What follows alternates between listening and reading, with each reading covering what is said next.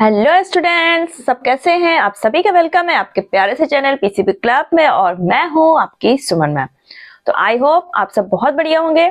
तो आज की वीडियो में हम लोग जो आपकी फैक्टराइजेशन चैप्टर जो चल रहा था क्लास 8 का, उसकी जो लास्ट एक्सरसाइज है 7D, तो उसको सॉल्व करेंगे हम लोग। लेकिन उसको सॉल्व करने से पहले उसमें हमने जो फॉर्मूला यूज किया है उसको समझते हैं। ठीक, तो यहाँ पर आपको जो भी इक्वेशंस दिए होंगे पॉलिनोमियल, वो कौन से होंगे? Quadratic equation. क्वाड्रेटिक इक्वेशन क्या होते हैं? जिसमें हाईएस्ट डिग्री क्या होती है? 2। जैसे आपको ये इक्वेशन दिया है x² + 5x + 6। ठीक, तो यहाँ पे जो भी हमारा वेरिएबल है क्या है? आपका x है। तो अगर इस पूरे पॉलिनोमियल में देखें तो सबसे ज्यादा जो डिग्री है यानी कि पावर जो लगी वो क्या है? 2। तो अगर हाईएस्ट डिग्री हमारी 2 है तो वो क्या कहलाता है? Quadratic equation. ठीक, क्वाड्रेटिक इक्वेशन। अब इसको सॉल्व करने के लिए हमें एक फॉर्मूला जो हमें सीखना है वो क्या है आपका? ax² + bx + c।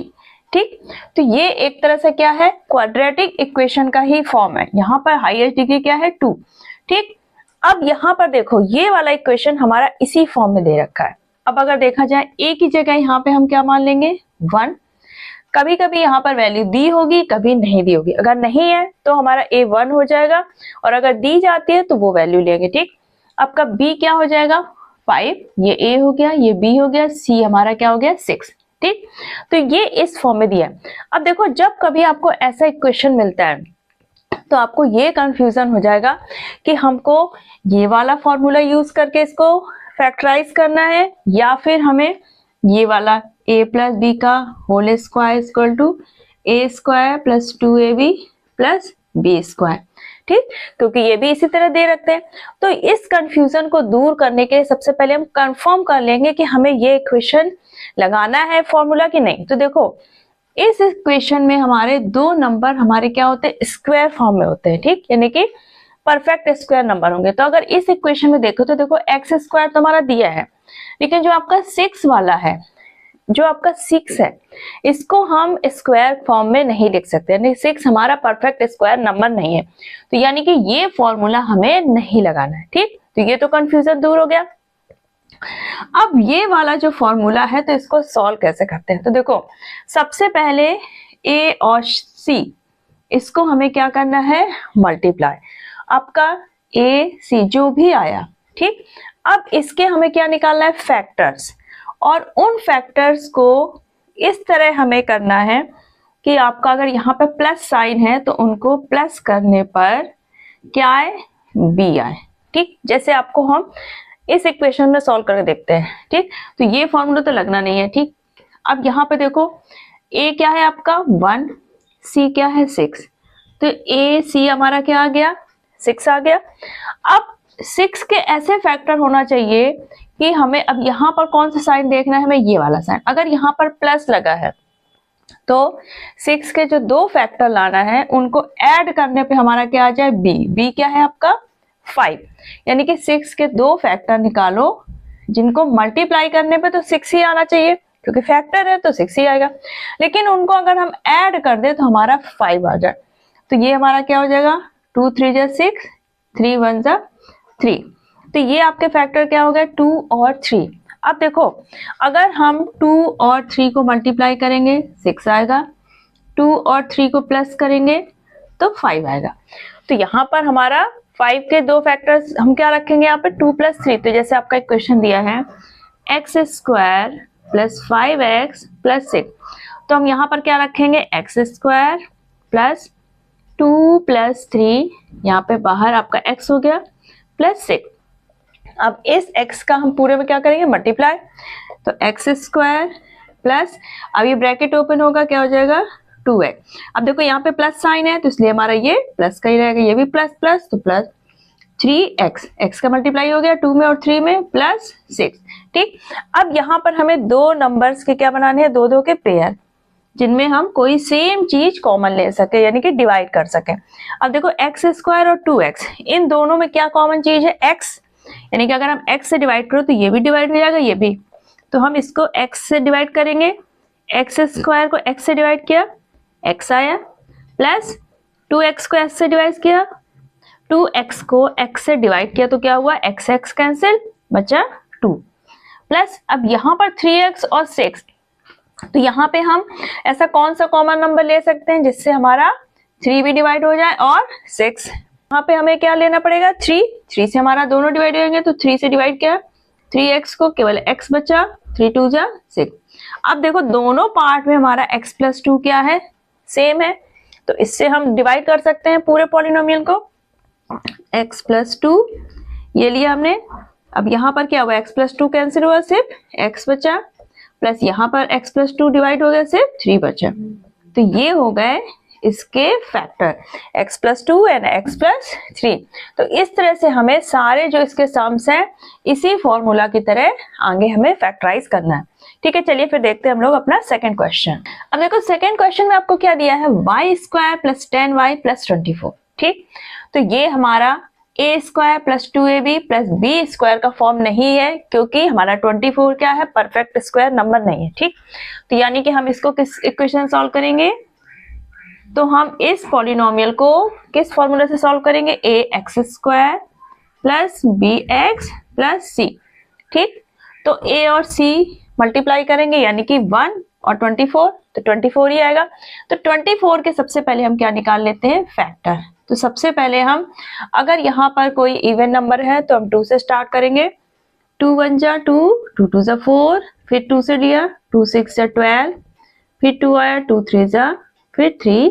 ठीक, तो ये आपके फैक्टर होगा 2 इंटू 2 इंटू 2 इंटू 3। अब आपको क्या लाना है, यहाँ पे प्लस है और यहाँ पर b हमारा क्या है 10, तो यानी कि दो फैक्टर आपको ऐसे चूज करने हैं जिनको हम ऐड करें तो क्या है आपका 10। तो यहाँ पे देखो 10 कैसे ला सकते हैं, अगर हम ये कर लें 2 2 जा 4, ये क्या हो गया 6। ठीक, 6 और 4 को मल्टीप्लाई करेंगे तो हमारा क्या आएगा 24, 6 इंटू 4 24, मल्टीप्लाई करने पे 24 आएगा, और अगर हम 6 और 4 को प्लस करें तो क्या आएगा हमारा 10।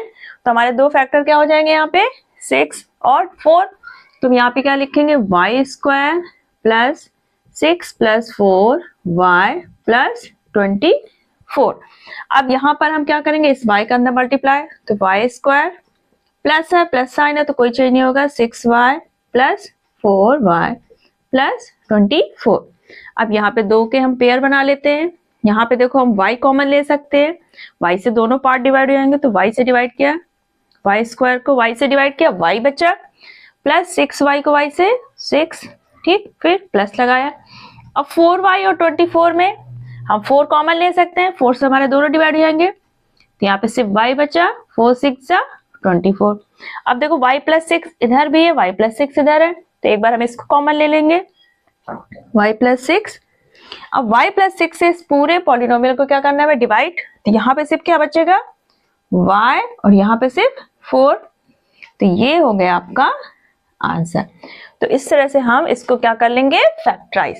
ठीक, सेम इसी तरह आपको सारे सम्स यही बेस करना है आपको कि यहाँ पर जो c है और a है उसको मल्टीप्लाई करना है, फैक्टर्स निकालना है, और यहाँ पर आपको साइन देखना है, अगर प्लस का है तो दोनों फैक्टर को हमें प्लस करना पड़ेगा, माइनस है तो दोनों फैक्टर्स को हमें माइनस करना है। ठीक, तो यहाँ पे देखो 8 है, तो 8 को हम फैक्टर्स कर लेते हैं पहले, 2 4 जा 8, 2 2 जा 2 1 जा 2, तो ये फैक्टर हो गए। ठीक, अब हमें लाना क्या है 6, वो भी ऐड करने पे, तो यहाँ पे देखो हम क्या ले सकते हैं 4 और 2, क्योंकि अगर 4 और 2 को मल्टीप्लाई करेंगे तो 8 आएगा, 4 और 2 को प्लस करेंगे तो 6 आएगा, तो हमारा क्या हो जाएगा p square plus 4 plus 2 p plus 8।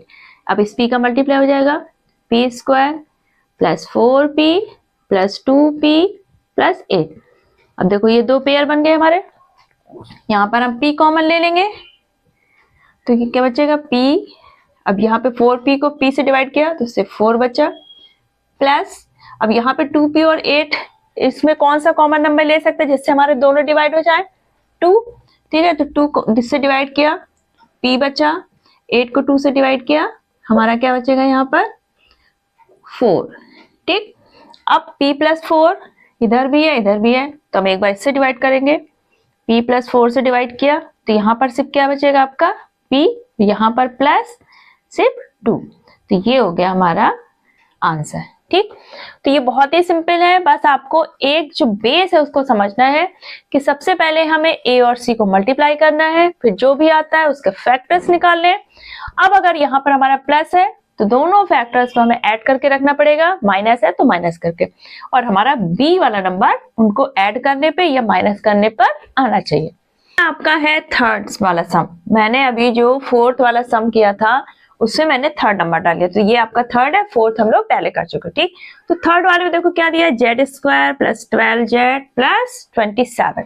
तो सबसे पहले हम क्या करेंगे 27 के फैक्टर्स, तो क्या हुए हमारे, अब ये 3 से डिवाइड जाएगा, 3 से डिवाइड हो जाएगा, 3 9 जा 27, फिर अगेन 3 3 जा 9 और 3 1 जा 3। तो यहाँ पे देखो 3 फैक्टर्स आ गए। अब हमें इनको इस तरह से 2 फैक्टर्स में चेंज करना है जिनको हम ऐड करें तो क्या है 12, क्योंकि यहाँ पे प्लस साइन है।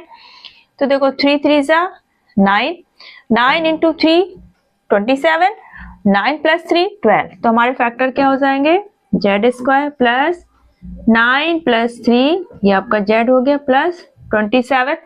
इस जेड का क्या करेंगे हम अंदर मल्टीप्लाई, तो क्या हुआ 9z प्लस 3z प्लस 27। ठीक, अब यहाँ पे हमने दो दो पेयर बना लिए, तो क्या हुआ z कॉमन लिया यहाँ पर, क्योंकि z हमारे दोनों साइड है। ठीक, तो z से डिवाइड करेंगे, तो यहाँ पे z स्क्वायर को z से डिवाइड किया तो क्या बचा z प्लस 9, क्योंकि z तो खत्म। यहाँ पर 3 कॉमन ले सकते हैं, 3z भी डिवाइड हो जाएगा 27, तो z 3 9 जा 27। तो यहाँ पर दोनों साइड हमारा क्या है z प्लस 9 है, तो हम एक बार इसको z प्लस 9 से डिवाइड कर देंगे।